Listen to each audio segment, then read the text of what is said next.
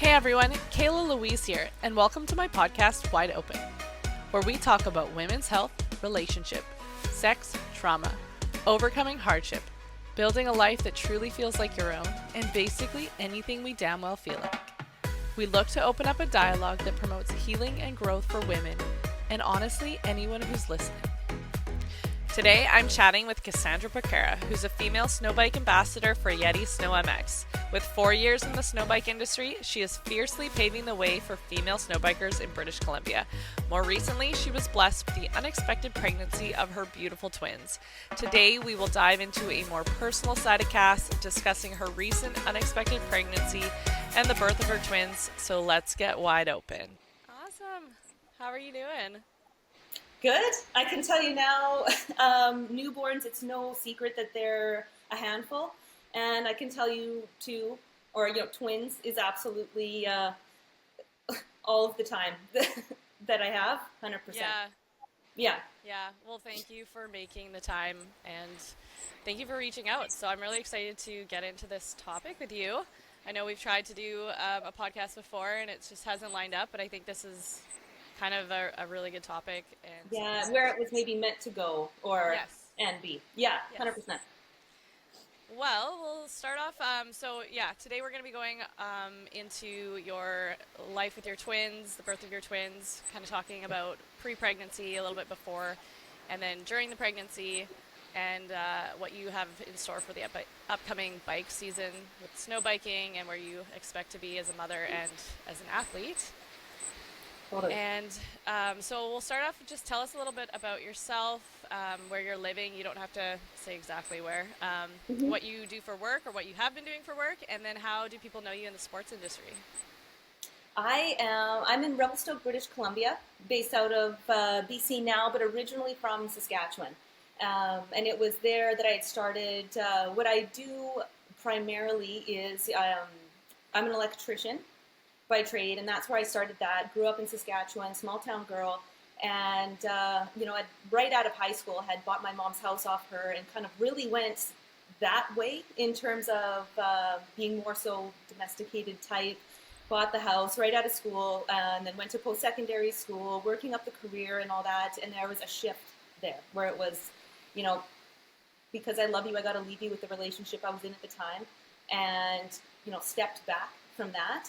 And from there, everything really took a turn towards, I want to say, the opposite of that, where, for me, stepping away from the house and that, I was just open to travel and actually couldn't get that off my mind. Being from a home where my parents had split when I was very young, we didn't do a lot of traveling growing up. So for me, born and raised on the prairies, until I was about 23, 24, that's all I had known, and where I'd been was just on the prairies. But though had a really great childhood growing up, saying that, my parents divorced, and it might sound weird, but I'm glad they did. Like they were awesome. My childhood was awesome. There's no, hard feelings or anything towards that and what that was. It was really simple growing up, and though, when I think about it, I love it. There's nothing about it that I would change. But I guess relevance to this, there was no travel up until that point. Now, when I'd stepped away from the home that I grew up in, I just will say it, I couldn't get New Zealand off my mind. And that's where I found myself really focused to trying to, and to want to go and experience. I found out that I had all the hours that I needed to complete my electrical school. And with that then being said, I've actually put my truck up for sale. Had my seat in school 6 months from when I booked my flights, a return flight to New Zealand, and just went for it, and to try and tell mom, flying to the other side of the world, yes, I'm going by myself, I'm going for 4 months, and her just like, what, where is this coming from, and it being that, even from a place where it was really simple growing up to like, you're flying by yourself now to the other side of the world, and it was just, there was no stopping me from that point. And I want to say from then and for the next 5 years, everything was just kind of, I want to say not totally on a whim, but whatever was like a bit of a gut instinct or on my mind, I just said yes to. And so within that being said, it was, I'm going to New Zealand, and really why, I can't tell you, other than I just can't stop thinking about it. I'm going for it. So I ended up booking a return flight for that, because I did have to be back for my last year of electrical school. And in the trades, you do 2 months of schooling for electricians, 2 months of schooling, and then you collect working hours for a year. and then you go to school again for another two months in schooling, and then you collect working hours for another year, and that's how you accumulate your work hours and your in-school time. After 4 years, you're a ticketed Red Seal journey person, within whatever trade you're in. For electricians, it's 4 years, and so I had the last year left, and anyway, so with that then in the pocket, I was going to New Zealand. I went and experienced that. It was amazing for, of course, all that it is, and it was there. Then, of course, that was the first time I had ever been in the mountains. So Really? for me, it was, landing in New Zealand is 2 islands. Landed in the North Island, toured that. It was a blast, meeting a lot of great people. And then it was near the end of my trip, I, left the most expensive town, Queenstown, New Zealand. I want to say is kind of sort of like the sister version of Whistler. And a lot of people would say, like, oh, if you go to, Queenstown, it is more of an expensive place. It's really tourist-like, a bit of a party town, that sort of thing. But so I kind of saved that spot for last. I had my last 10 days in New Zealand for Queenstown. And it was there that I got into downhill mountain biking, and that kind of blew up my world at the time. Once I started doing that, I couldn't stop, and it was, all the people that I had met while in the bike park there in Queenstown that were saying, Cass, we'll see you in Whistler during Crankworks in August. And those were the type of people, of course, that are chasing summer. So they're so into the bike scene, and I didn't realize at the time some of the big names in the downhill mountain bike scene. Like, being a girl from the prairies, there is no downhill mountain biking. I'm just, hey, I'm Cass, and sweet, I'm into mountain biking like the rest of y'all, and being there in my Lululemon pants, renting the stuff every day, you know what I mean? Like that total look. And I look back at photos and I just, laugh and smile. And I'm, so proud of that girl who was just like the yes girl and just genuinely really excited to be there. And, it was within that time, just that, hey, I'm Cass, breaking away from that person I was. And that, not that I didn't like when I was here in Saskatchewan and growing up, but it was me being there, reintroducing myself a lot of times, experiencing new things, almost finding a part of myself that I wasn't totally aware of. And it was good for me to have had that time away and alone. And, it was like a new version of myself came back. So then when I did come back, I had that seed planted in my mind that was Whistler, Crankworks, August, and to go and check it out. So that's what brought me from Saskatchewan to BC originally, was the downhill mountain biking. And I think a lot of people maybe wouldn't know me for that. I know there was my friends that people that I met there that I became really good friends with that are like, what, you don't mountain bike anymore? Because it was so much of my world. Right away I got into downhill mountain bike guiding in Squamish, and would ride the bike park in Whistler, dirt bike a bit in Pemberton. And now it's come back around to dirt bikes again. For me, dirt bikes in Saskatchewan was motocross. Of course, not like enduro riding. Again, that's the prairies, right? So I had a dirt bike, would do a bit of it, brought it with me from Saskatchewan to BC. And then after a while, it all finally came back around to power sports. And that's where I'm at now. And just, I guess, with my genuine enthusiasm for the sport, being excited and kind of just throwing myself into different groups or, opportunities with sport, I got to meet a lot of really amazing people and ended up getting noticed by some people who were involved in a search for climb at the time. And I was actually asked to reach out to, apply for this search for a Canadian ambassador for climb. And once I went ahead and did that, I got to meet a lot of great people in the industry. And it was, just because I was excited, screaming, yelling, smiling, maybe in photos, making outrageous videos that caught some attention, and just a bit of your true personality coming out. It almost seemed like with myself and with, the sports and how it evolved was really meant to be in a bit of a sense. So from the mountain bike scene, I found myself, going into, being here in BC and knowing about mountain sledding, of course. And now, again, another thing you don't do in Saskatchewan, but, hearing about it, knowing about it, being excited, to give it a try. I'm like, God, one of the better places you can do that sounds like Revelstoke, BC, not knowing much about just from what you hear. And again, it was like that feeling that I had when I, before I went to New Zealand. I'm like, I can't get it out of my mind. I guess this winter I'm going to Revelstoke and I'm going to start sledding. And it was really just as simple as that. And then, coming into the community, hey, I'm Cass, throwing myself into maybe some situations where I can maybe meet some really great people who are involved. Mm-hmm. And it just went from there. Wow. Yeah. And so now that you're in the snow biking, how long has snow biking kind of been a thing in British Columbia? Like, do you know, it still feels like it's fairly new, but. Totally. It has evolved really fast. And now there are a lot of really great athletes who are all into it. And, But from what I know, and now for me, this will be my 5th snow bike season.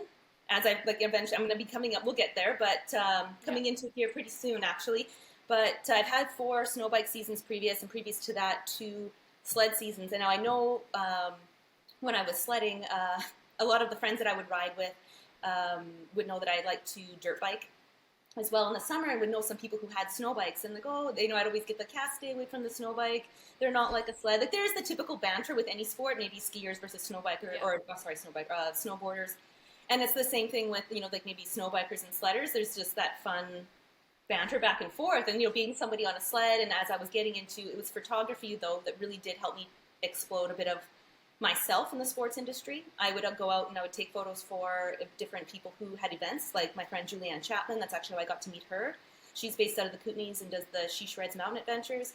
I also reached out to Nadine Overwater. She does the La Nina sled camps or clinics here in Revelstoke, BC, and it was through that I got to experience and get my feet on the ground with photography and taking photos for those groups and having fun with that. And so while I was doing that and on a sled, I also had friends that were on snow bikes, and so there was the banter back and forth with the sledders and the snow bikers. And what I had gotten to understand at the time was that snow bikes, they can't go all of the places that sleds go. They're underpowered. They break down all the time. They're a real pain in the ass. They cost so much money. And I'm sitting there on my sled. I'm like, well, this thing wasn't cheap. All of it is quite a bit involved to get up there. But eventually, I got to a point where it was either I was going to upgrade the sled. So it was a 2014 XM Ski-Doo that I was on, and it was either I was going to upgrade the sled or I was going to build my first snow bike. I had gone out once for just a quick little ride. A friend of mine had a snow bike and said, "Oh, Cass, get on the thing." So I jumped on the snow bike and had a blast. It was fun. He had an upgraded kit, and it really is the quality that you put into making a snow bike that's really going to make the difference. If you're going to take an underpowered dirt bike and put maybe a smaller track kit on it, you're not going to get a bike that's going to be able to perform or keep up in places such as Revelstoke, BC, where the snow is crazy deep, the terrain is steep, all of that. So it's really, knowing how to build a capable snow bike that's going to be the difference. So I've been on a few where, or I've met up with some people and they're excited to maybe, give the new track kit a try, and I'm happy to, jump on my bike, give the track kit a try. Maybe, if you want, take it for a ride from here to there, and if you want, I can ride your snow bike, and we'll go for a bit of a ride, and I can notice the difference right away, and know maybe, and see why some people might not appreciate snow biking as much, just based on how you build them and put them together. So, at the start and where they had come from, as much as my understanding is, it was smaller kits and maybe not put together as great as they are now. So they have come a long way in the last 10 years. So I want to say though within they've really picked up since 2016, 2018 or so, and are now really becoming more and more popular with each season. I feel like I see much more of them. And now where we live in Revelstoke, BC, not far from the mountains that you do ride, just in Revelstoke's backyard, I can hear them all the time. So I'll be out, the twins will be napping, and I'll be out shoveling just to get some fresh air, and I can hear the snow bikes like right outside my house. So that's awesome. Yeah. Cool. Well, so now, like before you had the twins, or before you even found out you had the twins, was there somewhere where you were going with that sort of like the ambassadorship with the snow biking, and like what were your plans with that before you found out you were pregnant? So if we were to, I guess, start from the beginning of that story, so if we were to go back to a year ago, I'd say just over a year ago now, so the start of last year's snow bike season, I actually got, everything felt like it was going in the right direction in terms of ambassadorship. I was excited to give it my all as much as I could. I had the time, to maybe travel a bit, and things felt really good with brands such as Climb, Yeti Snowmax. Yeti Snowmax had come back. It was bought back by C3 Powersports. So, and they were excited to have me continue on with them as an ambassador. Previous to them buying it back, they had it before in 2016. But when I started with Yeti Snowmax, Michelin actually owned it. So I pitched myself to them. So when I was like, am I going to upgrade my sled, or am I going to build my first snow bike? I actually reached out to Yeti Snowmax saying, hey, I'm Cass. I've never snow biked before, but this is going to be my first season. And for me, it was from that email, hey, yeah, Cass, good to meet you. We know actually a bit about you. Where can we send your track kit? I'm like, what the Or like it actually was amazing how, I don't want to say easily, but like I feel like I was meant to, get into the sport. Like it's just how it went. Me being totally honest, hey, I'm Cass. I've never snowbiked before. Da, da, da. And it has with each season substantially built up from there. And I feel like it was going really well. This was then last year my first season with C3 as the owners of Yeti Snowmax, and they were excited to have me on board and just continue my, with the way I had been promoting myself or riding and with content for that. And so that was my plan for the winter. Just to continue being based out of Revelstoke, BC makes it easy for me to do that. It's a lot of great riding right here. It brings a lot of great people here, but then it's also we're in BC, so there's a lot of great riding everywhere. But to get to the point of the question, it was the start of last season. I actually got, I'll keep a little bit of this oblivious, but I got a message from somebody asking if I'd be interested in a snowbike stunt double role that was coming up and coming within the next month or so. And I thought to myself, well, this is not anything I've done before, and more so, let's say, in the stunt scene or stunt world. And so I asked a bit more about it, and apparently, and I got to find out that it was actually this Hollywood movie that was being filmed on the West Coast that they need the stunt double for. And I said, I'm going all in. I've never done anything like that before, but absolutely, yeah, keep me in the loop kind of thing. I'd had something similar come up in the past. Somebody needed a snowbike stunt double for this Netflix thing, and then they found out how short I was, and it was like, oh, absolutely not going to work. And I'm like, oh, okay, well, that's fine. I'm like, oh, that's fair enough. That's fine. And then this one came up, and I'm like, yeah, totally.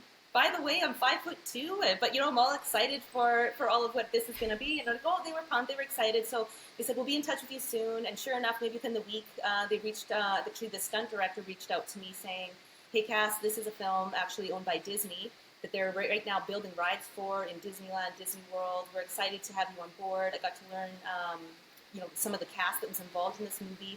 And I thought, wow, this is sounding like a little bit more than I had originally thought. But I was excited to jump into it.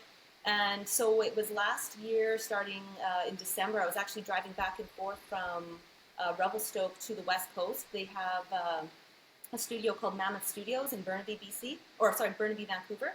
And so it's basically, within this studio, it's the size of maybe like 10 Costco's put together, this massive building. It's a movie land, where they were filming this movie that is up and coming and needing a snowbiker for. So I go, and a part of that was doing costume fitting, bike build, and each time I'm going for, meeting the cast, the crew, the stunts team, I'm finding out how much is involved in this movie. And what I had come to find out was also that it was a $350 million movie, and the director was the director for Pirates of the Caribbean. I'm like, wow, this is... So for me, my season to be excited for like Yeti Snowmax and C3 Power Sports is now taking it back, and me working with them for the first time. Now I've got this crazy big Hollywood movie that I'm excited to, also want to do a good job for. And I found myself traveling back and forth quite a bit for that. That was all, happening and finally built up to, I think it was in February, we went and filmed the snowbike scene for this. So it was myself, and I want to say like 100 or so, maybe 120 people, just for myself and this crazy big snowbike that was built for the movie. It ended up being a 550-pound snowbike, and being the opening scene of this Hollywood movie. And there was all these people there just for myself, for this female lead character. And it just, it was like I'm sitting there within all, amongst all this, the team for the bike, the stunts director, and the team for costume, all there for just myself and this bike, and the drone pilot there with his $150,000 drone. I'm sitting there and I'm like, how am I going to explain this, or explain this experience to anybody? It was pretty incredible, the experience in itself. And so when I had went for that was probably a week and a half of shooting with that team. And we went. It felt like it went well. And maybe a couple days after coming back, I found out, or I got a call from the stunts coordinator saying, Cass, the main director, saw the snowbike footage and he loved it. He actually wants to go back in a couple of weeks and extend the snowbike scene and shoot more. And I thought, like, for myself and the experience of that, I told him, yeah, I'm all in. Keep me posted. Let me know, maybe a timeline so I can tell my employer at the time. And I'll be happy to make that work if I can. He's like, okay, yeah, for sure. This is probably not going to be right away, but probably within the next couple of weeks. And so, yeah, for sure. So a lot of my focus was, of course, then also we're coming around to it being March and snow check season for Yeti Snowmax. Now this movie is really ramping up. They want to go back and shoot more. I myself actually went on the pill in January. So just to, like, within that time frame, really focusing on the movie, wanting to do a good job for Yeti Snowmax. Snow check season's coming up. I went on the pill, and just a little background to that is because my period is actually so brutal. Okay. That I was hoping that maybe to go on the pill, it might help to correct that a little bit. I just get really bad lower back pain, and with all this snow bike stuff going on, I was actually finding it difficult. Some days, you're there and there's a massive camera crew, whether that's for a bit for Yeti Snowmax, just yourself and the group that you're riding with, or for this like big movie that was going on.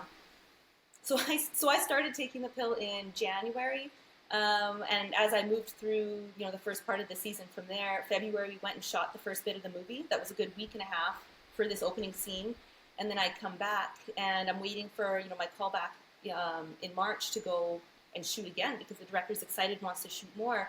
And within that time, as I'm riding and shooting for Yeti, based out of Revelstoke, BC, and going back to work, I actually ended up getting pregnant as well.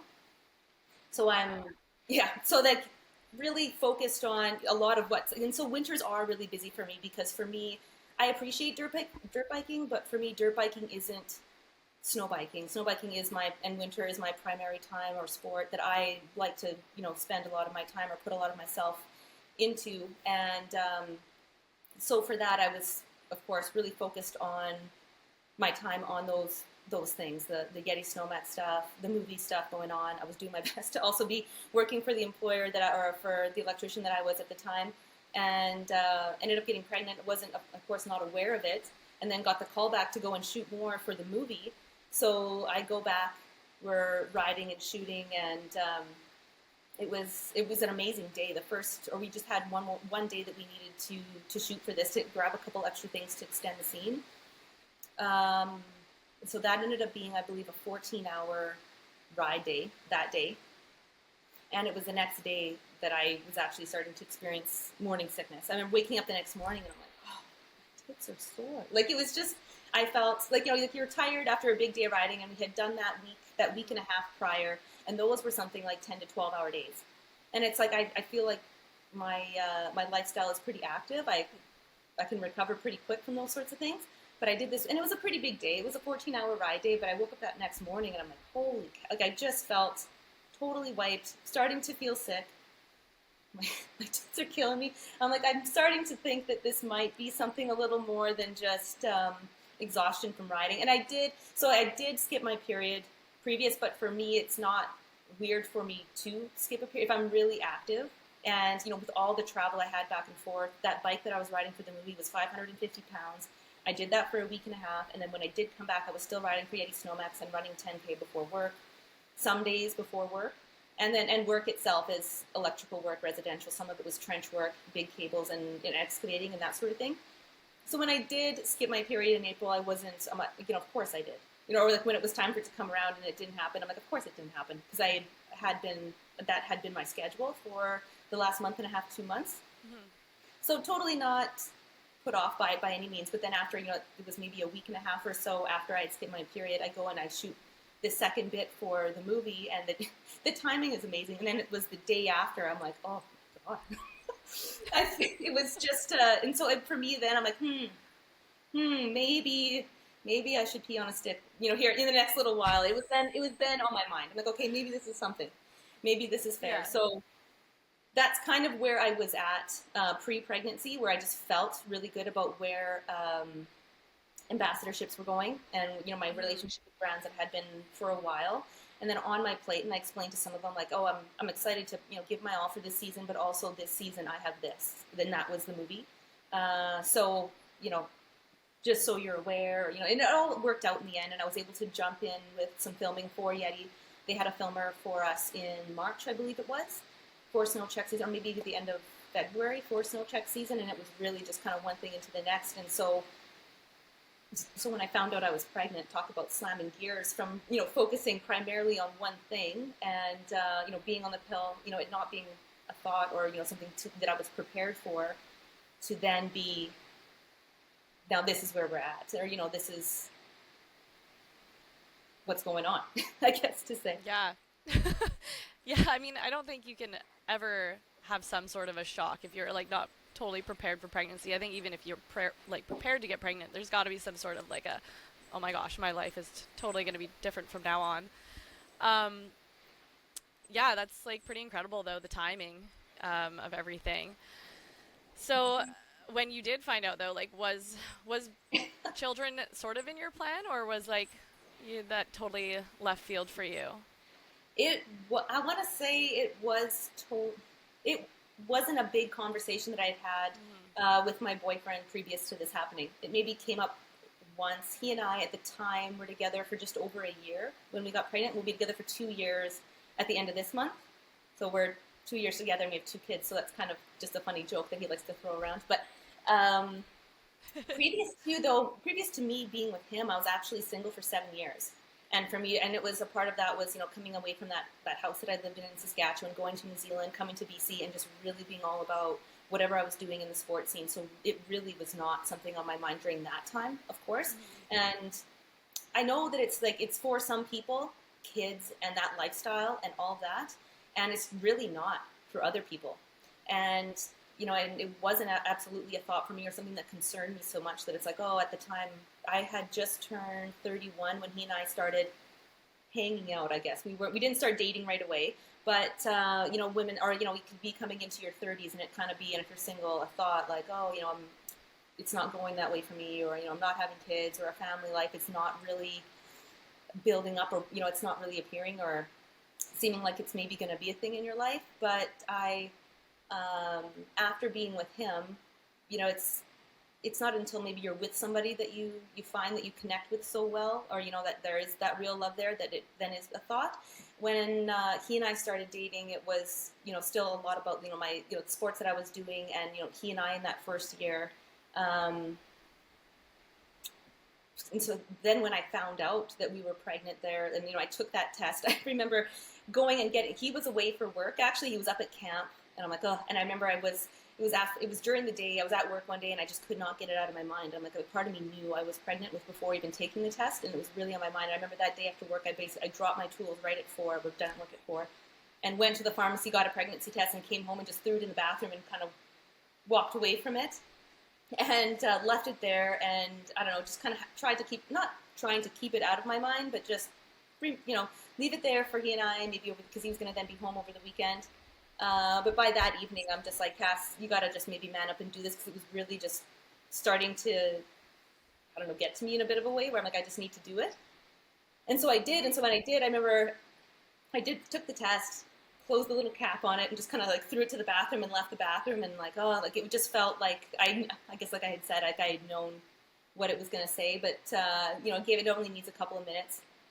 And then I went into the bathroom, and when I looked at it on the floor, of course it's face down, and I'm like, oh god. So then I walk into the bathroom, and I swear, like, I've never had my hand shake like that before, but reaching out to pick it up off the floor, my hand is just shaking, and I flip it over, and when I flip it over and I see a positive pregnancy test, my first thought isn't like, oh yay, we're pregnant, and but it also isn't like, oh no. It was kind of like there wasn't much of a thought, just a bit of shock, and like, there's got to be a nap for this, or like, because it wasn't a thought, and like, where do I start?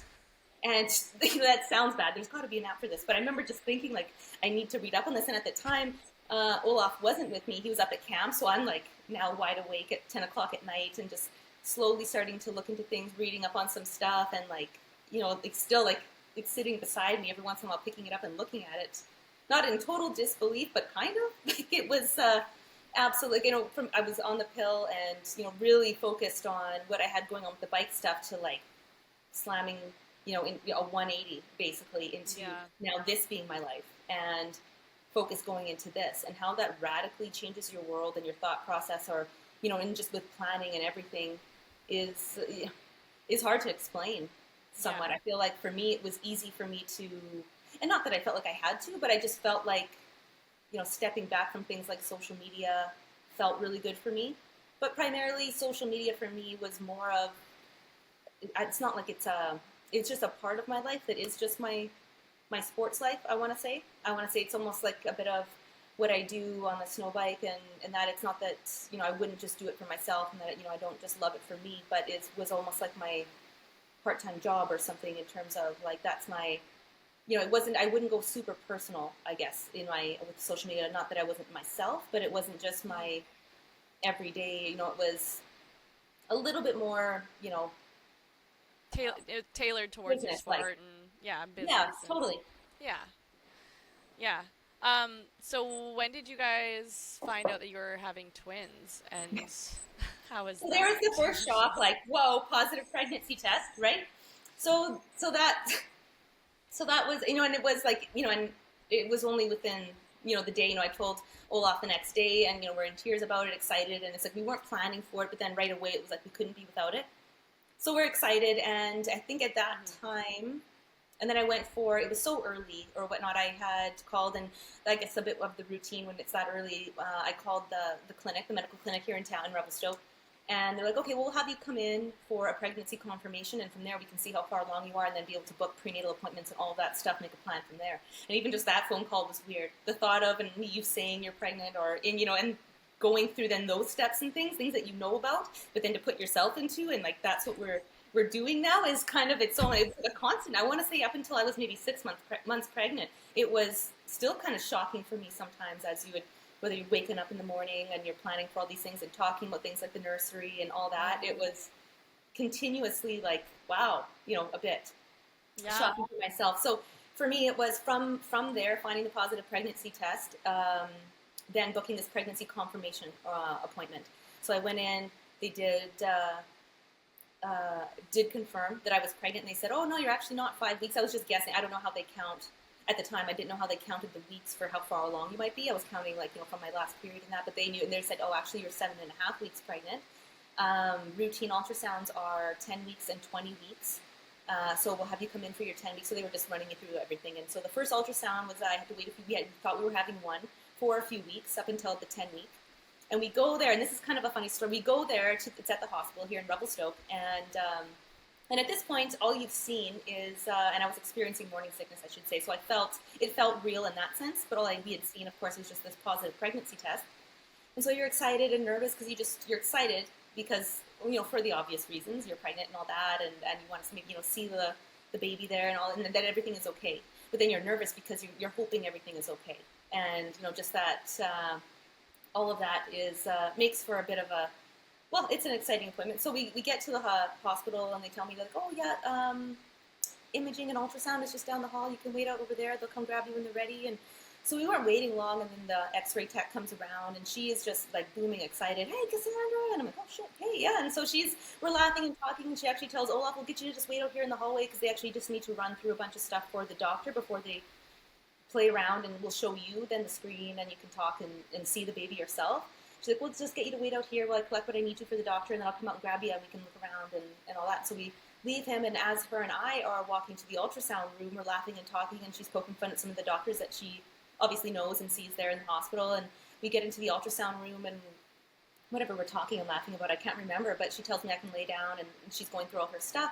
And I'll just call it a wand, the piece, or like the wand that they put on your stomach for the ultrasound. So she's laughing and smiling, and as soon as she touches that down on my stomach, her face goes totally straight, and she stops talking, and she squints her face up to the monitor. I can't see it, because the monitor, the screen is just facing herself. And she's on my right side, and I'm looking up at her while she's, like, laughing and smiling, and as soon as she touches it down, her face goes totally straight, and she squints up at the screen, and I'm like, oh, do you see anything in there? I didn't say anything to her, because it's like, oh, she's doing her job, her stuff, and I'm laying there just then all of a sudden kind of put off by how much her attitude has changed. So, and to me, maybe it felt like a long time, just because I'm kind of starting to worry a bit at this point. I can see that she's clicking away, and she's moving the wand around and that sort of thing, and then finally, she's like, okay, Cassandra, I'm going to jump out in the hallway and grab your partner, and then we can go over a few things.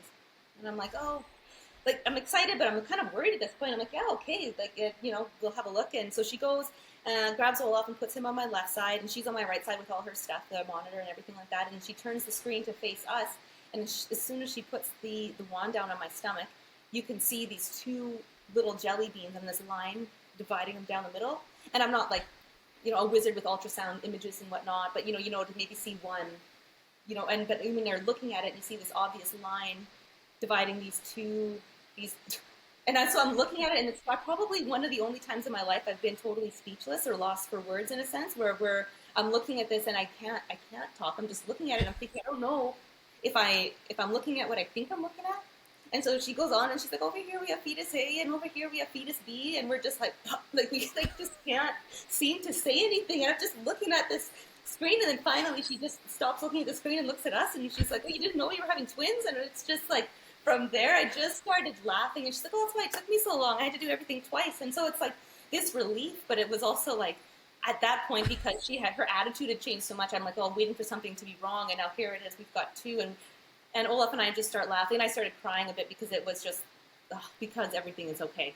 And when she zooms in on one and you can see two little arms and legs kicking around, and then the other one, it's a beautiful moment. That's one of those to try and explain is its own, right? So it was amazing, at that time, and for that, and then that was our next surprise, right? So then it's like, from the pregnancy, having twins. We weren't planning on getting pregnant initially, and but we're excited, I guess, to say, though. Like, it's not like, no. And she's like, oh, you guys are actually taking this really well, taking this better than most couples typically do. And I guess it can be a lot. Maybe, if you already have one, but we were excited. It was.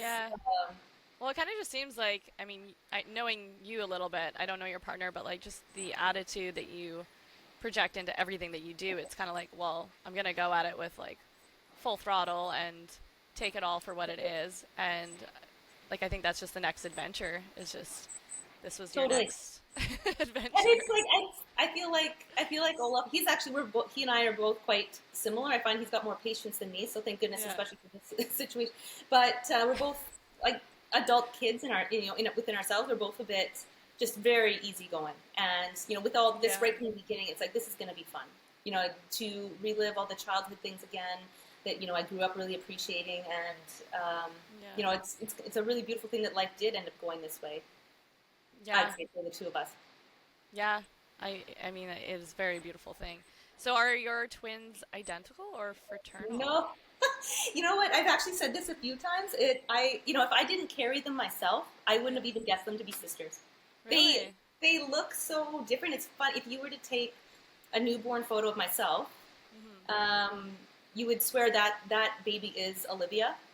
And if you take a newborn photo of Olaf, that is Emma. It's like, he and I don't look all that alike, and so it's like, and you talk to a few people within the family, and it's like, oh, we're so excited to see what they look like, and to maybe see what a blend would look like. And no, we get one of Cass, one of Olaf, and it's kind of funny that even their attitudes are kind of that way. One is like super easygoing and kind of like a little bit of a Rambo type, and the other one is a little bit more, very much independent, and I don't know, I guess a little bit more chill at times, I guess, but they're two very different babies. Not just, the way they look, but also the way they act. Yeah. Okay. So they are true fraternal twins, but both girls. So yeah, it's gonna be interesting to see how their personalities come out in the next even year. Let's just see what we got here, because we've already talking about quite a lot. Did you, okay, so I guess we could talk a little bit about your mental and physical challenges during the pregnancy. I mean, I don't want to say everything's a challenge, because I want to also touch on some of the better parts of pregnancy that I think a lot of women maybe want to talk about. Yeah, like, I think it's like a journey for so many women that is a beautiful journey, and it can be very challenging, but I think it's like nice to highlight the beautiful parts so that we do encourage women to want to go into that journey. Sorry, go ahead. But yeah, like, if you want to talk about some of the challenges, or if you had any doubts, like, initially about like what your life in the sports industry was going to be going forward, because I'm sure you had a little bit of like thoughts on how am I going to maintain what I've already created, and what that's going to be like after, and after, and like, that keeps moving versus, like, it slows things down a bit in your life for this, of course, right now. And I'm glad that you mentioned wanting to bring up the positive and the good experience that can come with pregnancy. I found, actually, I don't know I think, if you're the type to be a bit more active pregnancy can maybe be a bit easier. This is a topic that I've had this chat with a few women, but my pregnancy, and I actually felt like it wasn't a breeze. You hear about pregnancy in these stories, and once you become pregnant, everyone's excited to share their experience or their wife's experience as their wife was pregnant with their children and all that sort of thing. So it can be very, very different for everybody. And I did have about 5 weeks, though, of feeling of the morning sickness. I didn't actually throw up, but it felt like a 5-week hangover. Like I may as well have been throwing up. It was a pretty intense sickness that feels like kind of like a hangover. You're always feeling quite nauseated, low of energy, that sort of thing. But aside from that, which is fair enough, I actually felt like myself before I was pregnant to some degree. I felt really good. I was able to go back to work after that morning sickness was done, which is typically a first trimester thing. And for some women, they're sick through the whole thing. So for me, and all of what I have to say is, my experience was actually pretty good. And even into, I want to say more than halfway through my third trimester, I was feeling really capable. I was feeling really good. I found the hardest, or the challenge with pregnancy was maybe more so some of the opinions that others would have, or a bit of the, whether it be like opinions or, and stories that were maybe like less helpful. I find, in today's world, I can appreciate it as we're all, things are changing. You can tell have really evolved and come a long way from generation to generation. But, when a woman is pregnant, help her for all that she needs and all that she wants, but then also maybe, in a bit of a sense, leave her alone a bit. I found that there was a lot of people who were, especially as I was showing, excited to say things like, "Oh, she's not gonna make it through the month of October. She's gonna have a early pregnancy. She's going to put herself early term pregnancy because she's being too active. Early labor is going to be an issue, and really for me, being sedentary or sitting too much, or everyone's excited to help, and that's so much appreciated. But there were times I actually found it to be, it was not helpful. It's like, the opinions that were coming in and the concern, and that was almost, making me feel overwhelmed. Yeah. Like there was maybe a little bit too much, whether it be judgment or being overanalyzed, I guess. And a lot of that coming from the people who were saying they wanted to help the most. They were, it was coming maybe from a good place, and I can appreciate that. And I think when you're caring, you just have to be aware of that, like, oh, it's coming from a good place. Mm-hmm. But also near the end, and as I'm hearing that, I just started to feel like I needed some space, or that's when like the wall can kind of sort of can come up a bit. So I think it's with each pregnancy and everyone being different, just honing it, like genuinely being, where you're at. Everyone's going to be different. But I found the most challenge came from other people at times. Just the outside noise. Yeah. Totally. Yeah. Yeah. Yeah. I could understand that'd be like pretty overwhelming when you're already like just going through the motions, seeing how your body's changing. Every day is just it's different, and it's every pregnancy that like I have never been pregnant, but any woman that I know that's gone through pregnancy, it's like so different. And maybe just like taking a little step back and just letting that woman reach out if she needs it, because she's probably getting a lot of good information from a lot of people. Yeah. But yeah, everyone wants to chime in. 100%. So yeah.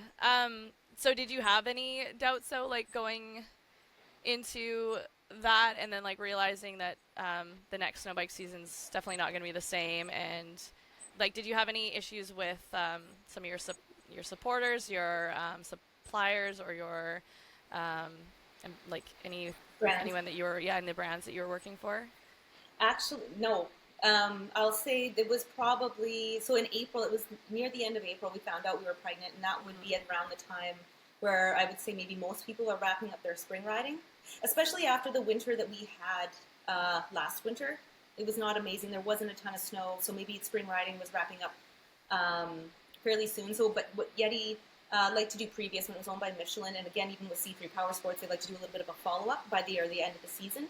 And so for snow bikes, or for some people, that can be near the end of the spring ride season, which may be like April, May. If you're an extremist, maybe June or July.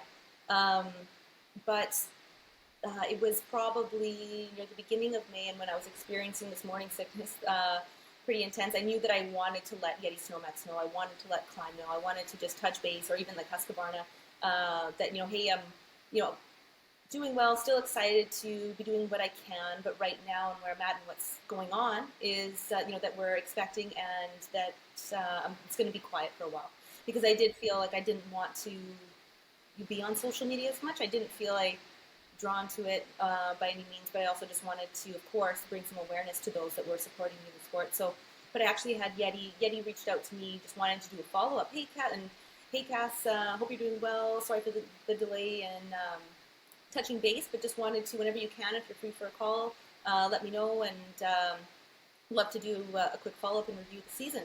So I'm like, oh shit, they beat me to it. So I call Yeti, and they were amazing in terms of me explaining. Oh yeah, the season was good. We had that chat. Went over the previous ride season. It was really good. And then we're talking about moving forward then with the next season and what the plan was looking like for them and from their end. And I just kind of then went straight into it with, yes, excited to still be a part of Yeti Snowmax and do what I can next season. As it stands right now, we're expecting my for December 17th. My due date was December 17th, but when you have twins or multiples, your due date is actually not at 40 weeks, but at actually 37, 38 weeks. They actually will induce labor. So you don't actually go the full 40-week term when you're having multiple. So at the time, we didn't know we were having twins, and I said, oh, I'm due December 17th, but possibly looking at maybe spring ride season. And of course, this being my first pregnancy, and it can go, you don't know maybe how it's going to go or how you're going to feel and what to expect. I just kind of put it out in that, and maybe excited to get back out in the snow and just for a bit and for some fresh air here and there, maybe in March and for the snow check season and for spring riding. And they were awesome. It was like right away, like, oh, Cass, couldn't be more excited for you. That's great. No, don't apologize for not being able to do as much. This is life, and this is the way you'd want it to go. If it's all good, because it's different for everybody. Yeah. And that was so nice to have that chat and to feel that continuous support, and not that it was like you're such a so much a sales tool versus somebody that you're is a part of that team, and we're it's still happy to have you. You are a part of the family, and where you're at right now is amazing, and take that time that you need for that. That felt really good. And I had a quick catch up with Climb and with where they were at. It was like, let us know. They've always been really good. Their support's been, I feel like they've been the easiest in terms of it. They never have sent anything like, here's what we expect for you this season, this many posts per month, or in stories like that. It's just, here's the gear, keep it up, we love what you do, have a blast. And it's that more, that's what it's been for myself. Yeah. So for them it was a pretty easy check. Same thing, excited and all good. So I didn't, then obviously in turn I didn't ask for much or anything from them, just like, oh, though letting them know I'm thinking if I can, I will want to be out in the spring season, maybe just something as simple as a couple pieces that are just exterior type, nothing that's over excessive like base layer, nothing like a navy pack or anything like that, just really simple. And for myself, knowing that's I'm not going to be able to give as much of myself. Yeah. So that was where that kind of fell into place here or when we had first found out we were pregnant, and basically left to me to reach out to them when I was feeling ready or capable, or keep in touch as or things, but all the best and that sort of thing. So that's more or less where it had left off there. And now as we're coming back around and into the season started, and I'm feeling actually quite good. Chats are fired up again. Climb sent gear just like whenever you can. Happy for you to jump in when you can. Always so easy. And then with Yeti Snowmax, it was expected me for maybe to be, because I had mentioned before, and I want to for March, but I've kind of been like, hey, I'm actually feeling really good. Maybe we could, upgrade the track kit here within the next little while, because I'm actually thinking February might be the month that I actually jump out on the snow for the first time. Nice. Yeah, I mean, that's really nice to hear, because I think that might be something that worries some people who are in the industry a little bit. And it's like the same thing with a job. You, as a woman, giving up that side of your life and knowing that you're not going to be able to give it all, and those babies definitely come priority. But to have a supportive team or industry that's actually supporting the women when we're coming into it, knowing that you're giving so much of yourself for years to something, and just to have that support knowing that if this happens in your life, whether it's a surprise or planned, you still have a future in the industry that you've already put so much effort into. So I Totally. think that's I really think nice to hear. totally. I think though, and it's not just with women and a little bit with men. I see sometimes, people even just getting into not just kids, but getting into a relationship, and I find will put so much of themselves then into that and lose a part of themselves. And like I said, not just women, sometimes men as well. But then, of course, what comes around are things like a family, getting pregnant, having kids, and of course, it's easy. It can be easy to lose yourself in that. And I know, though, with this being said, I know some friends of mine who seem like they're just born to be a mother, and so much of their life and world is just that. And I love that, absolutely love that for them.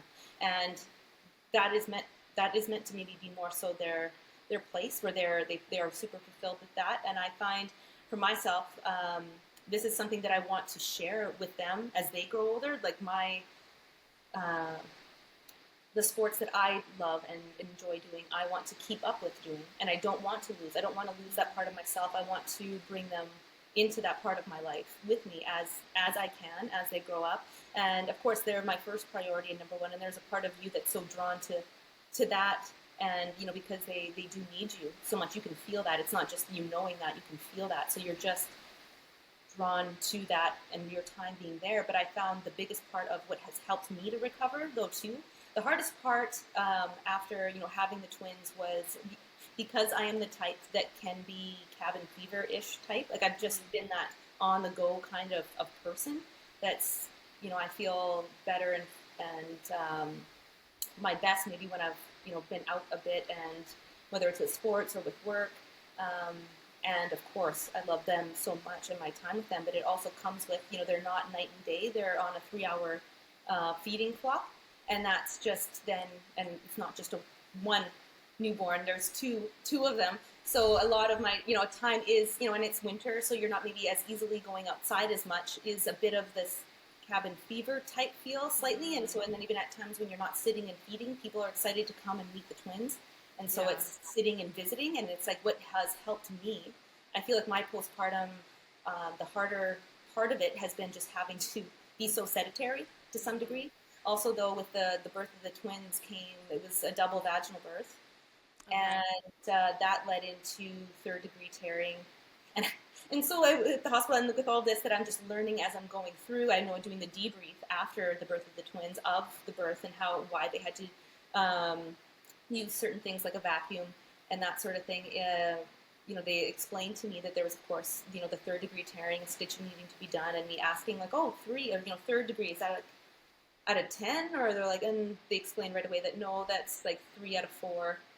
So it was a pretty intense labor, and we can chat about that if you'd like. And If you wanted so to then get into that. The recovery of that, what had helped me, not just with the postpartum hormone emotional part, but was also the physical part, and actually getting up off of my butt every once in a while and moving around and being active again, has helped me like I could feel the recovery for me happening so much easily and so much better. Yeah. The more mobile I could be, I found the better I felt. Yeah. Yeah, and I would like to get into some of the like prenatal and postnatal recovery and fitness for you.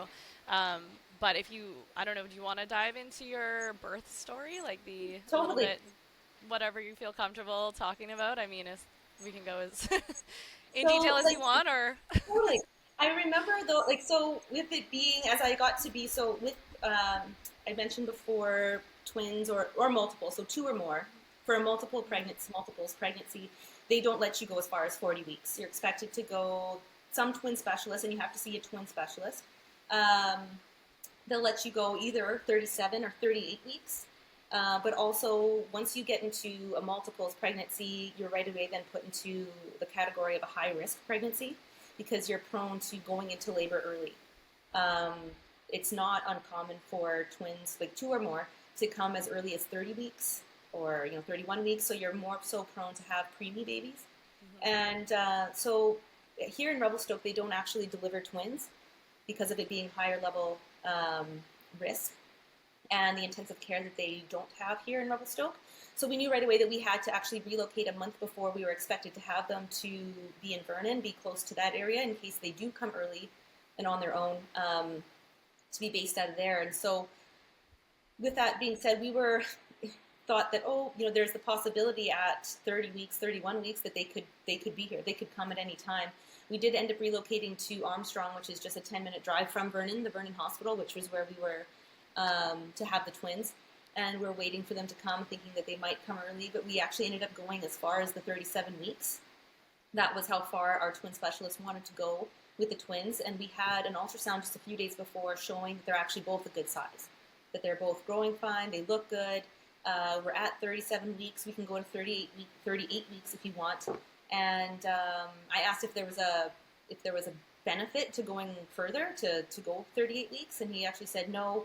If you actually go past 38 weeks, you actually increase your chances of having a stillborn. So I felt like, here's the biggest no-brainer of my life, to let's go ahead and have, induced labor. Then it's basically, what we were looking at then having to do, because I was still carrying the twins. We weren't going into any early labor. So he said, yeah, we can absolutely start inducing labor. And because it's your first pregnancy, this could actually take a few days. There are times when we are inducing labor and it actually doesn't make it happen right away. It may take a couple days, and then it may drop off and really not happen, and we actually send you home, and then you come back again and we try again, and that could be then putting us into the 38th week.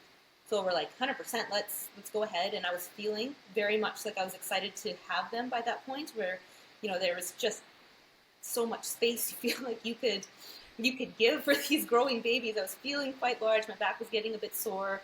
Just all the uncomfortable pregnancy things that you would expect to experience by that point already, and with the two of them.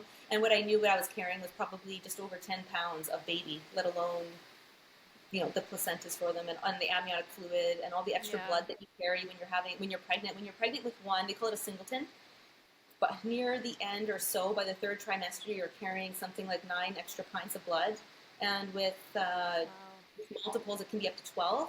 So little things like even just that can make you feel like lots, or then you'll feel, what is the word? That, though, with the blood is something that can make you feel out of balance. And so by that point, and him saying, yeah, we can totally go ahead and induce labor, I was very excited to move forward with that. So we went in on a Wednesday, and they started to induce labor, and what they had done was put a catheter up into the cervix to further dilate it from 1 centimeter to 3 centimeters. And my body actually started contracting. I wasn't experiencing, from what I thought, I wasn't experiencing any contractions, but I was noticing a pretty intense, some back pain. And what that was actually back labor. And I know back labor to be a thing, but I also know it to be not as common. And I'm thinking, these twins are getting so heavy, I'm having this back pain, and it was actually early labor. It was back labor that I was experiencing. But when they inserted this catheter and to further dilate the cervix, it would actually cause contractions to happen not in the back, but more so near the front, where it's more so common to be experiencing labor in that. And right away, the catheter was out. So we're there at the hospital, 3 centimeters dilated. It, from what I could tell, and they're asking me if I'm having contractions, I'm telling them no. But I actually was having contractions over my back, having back labor. And so that was on a Wednesday, and then the next day the catheter's out, and we're kind of waiting to see how labor might progress. And I was noticing increased back pain, and we were in our room, and I'm looking over at Olaf, my boyfriend, and I'm saying, I can't sit in here. I gotta get up and move around. I can't just sit here and feel this back pain. And so we were actually doing the stairs at the hospital. Of course, there's the elevator, but we're in the stairwell, and he counted something like 20 flights of stairs, and he's like, yes, Jesus Christ. He's like, can we go back? Can we go back to the room, or should we take the elevator from here? Because I'm hobbling up the stairs, kind of in pain, having this back labor. And I'm telling him, no, I can't stop, or I need to keep moving. It was just, once you stop or you sit still, for me, then I could really feel it compounding. I could really feel that more intense pain happening. So here we are doing these flights of stairs, and Olaf is rolling his eyes, and his hands are behind me as I'm going up and down. And women, also two people on the stairwell, are looking at me, massive, pregnant, and in pain, and what's going on? And so finally we went back to our room near the end of the day on Thursday from doing another flight of stairs. And then we went down to sleep, and then I was up at 2:00, and the twins were born on that Friday. But I woke up at 2 in the morning on Friday, and it was because my back was just, for me, it woke me up, and it was just so intense for me.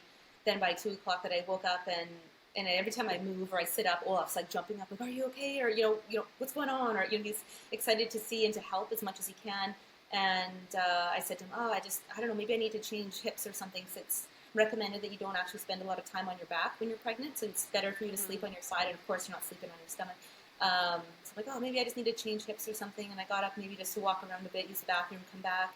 And then I was up half an hour later, and I told him, "No, start the tub. I think something's happening here." It was just getting to feel the pressure started to really become intense for me.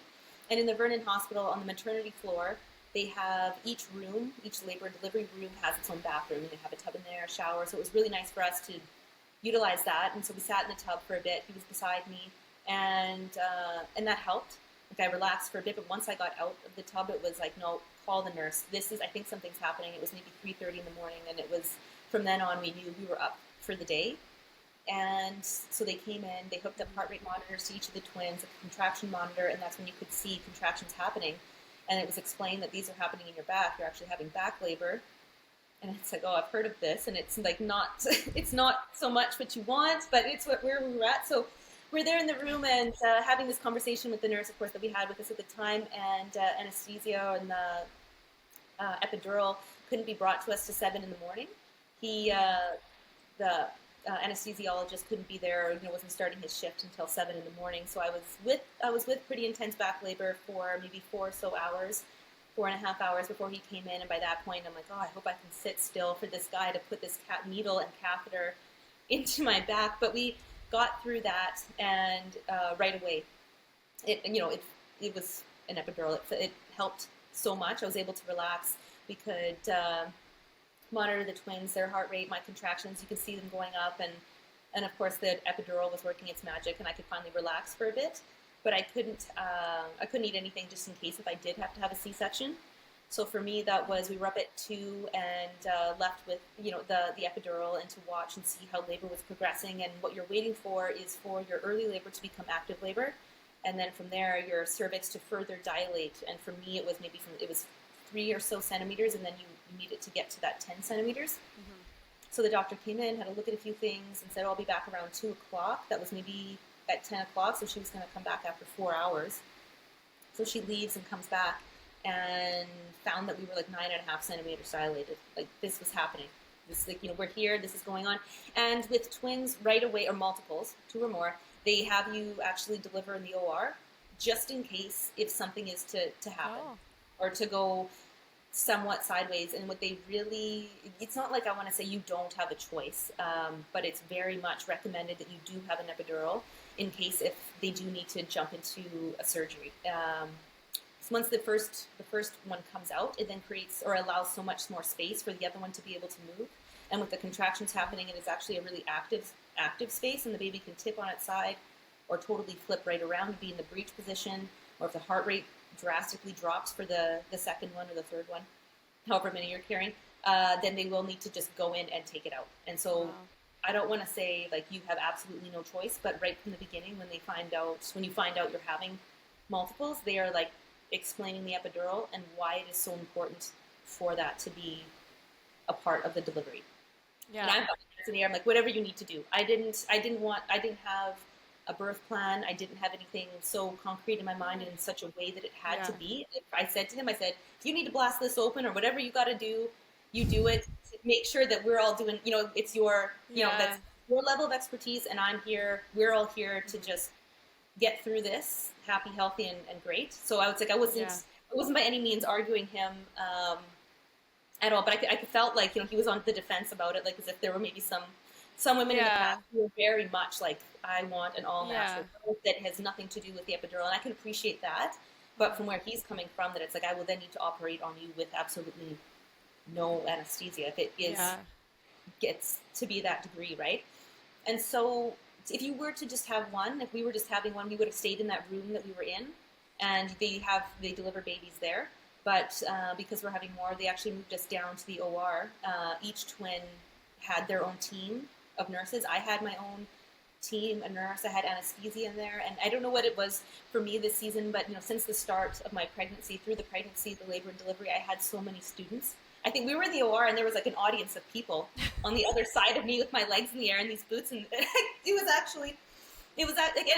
I'm like the whole time. I'm like, sure, come on. With students, whether it's going to a prenatal appointment, and we've got a student today, or we've got a rep in. If you don't mind her joining or him joining, and I'm like, oh, sure, yeah, I don't mind. And simple prenatal, and through some ultrasounds. Yep, here's more students. We get into the OR, and I'm like, wow, like there is this audience of people, but you get to a point where there's no fucks given. You're just like, do it, man. We've got to do what we need to do, and you just get into a zone that's like, tell me, and we've got to make this happen. You don't care. Yeah. So anyways, we're in there in the OR, and we moved it down from our room into the OR. And this doctor in particular was really excited about almost like getting these twins out so fast. When we were just before moving down to the OR, she was explaining about like, oh, we may be wanting to use forceps or a vacuum here right away. We may be meeting your first daughter within the half hour. And our nurse actually looked at her and was like, we're not even in the OR yet. Or, it was a bit of a surprise to some of the other nurses in the room that this doctor was wanting to progress labor so fast. So we made our way down to the OR, and we were, one of the nurses explained to me, she says, you can ask for another half an hour to push. You don't have to. And I was doing some pushing. Then, we get into the OR, and you're really focused on then when you're having a contraction to push and do what you can to get the baby to move down and then, of course, out. And so what ended up happening was we did request more time, but the baby was actually face up. They call it sunny side up. And so what happens then is that the diameter of the head is actually then the biggest. And so as it moves down, it was, with the diameter of the head being the biggest, it was actually getting stuck. So they did end up needing to use a vacuum on her, do some cutting, and then use the vacuum to get her out. And it was actually 3 attempts with the vacuum to get her out. And I've heard of a vacuum before, but nobody has actually explained how intense it actually is. I actually felt like they were going to pull me off the table. It was, and from what Olaf could see, they had both their hands on this vacuum and pulling as hard as they could to the point where their hands were shaking to get the baby out. Wow. So that, like, it was, and nobody, says labor or, birth, to be this cakewalk or, this, but maybe for some I've actually heard, for those especially who are having their second or third child, it can be that much smoother. But finally, the first one was out, and then the heart rate dropped to the second one. And when you do have multiples, they do need to reach up inside to feel for the second one to see if it has flipped totally around on its side. So that in itself, after having a baby, was pretty intense, even with an epidural. And then they did end up using the vacuum again to get Emma out, and that wasn't as intense, as Olivia had already paved the way for the most part. But then the second Emma was born, and maybe half an hour after Olivia had come, because after Olivia had come out, my contractions totally stopped. And so they were, I was hooked up to an IV, and you're given something called oxytocin that continues to induce labor. And so they just kept upping that, waiting and wanting to see if contractions would then come back. And they were humming and hawing about maybe also then having to do a C-section to get the second baby out. So after giving birth to one, and then to hear like, oh, and I might have to have a C-section, it's like, I'm like, oh my gosh, let's really try to do what we can to get this second baby out. So they're upping the oxytocin, and the contractions did come back to some degree, and they were able to get a hold of her with the vacuum and to get her out. And so what ended up happening was third-degree tearing, and then they had to do what they needed to, the stitching for me, for healing and that. And, like, I'm not going to say that it was, I don't know, the most intense, but after speaking to some nurses after, who were like, we had, not the same nurse the whole time we were there, they were on a rotation every 12 hours, and they would read the debrief of the birth. It was like, they were kind of shocked in that, I was even sitting, or, it was quite a bit, but I feel like with each week after the twins were born, I was substantially feeling better. And so part of what I was saying before, some of the hardest things that I had experienced after having the twins a bit was, you're there feeding for both. but was having to, sit still maybe here and there. Getting up and moving around actually did help me with some of the healing, not just mentally with postpartum, but physically with my recovery after a double vaginal birth. Yeah. Yeah.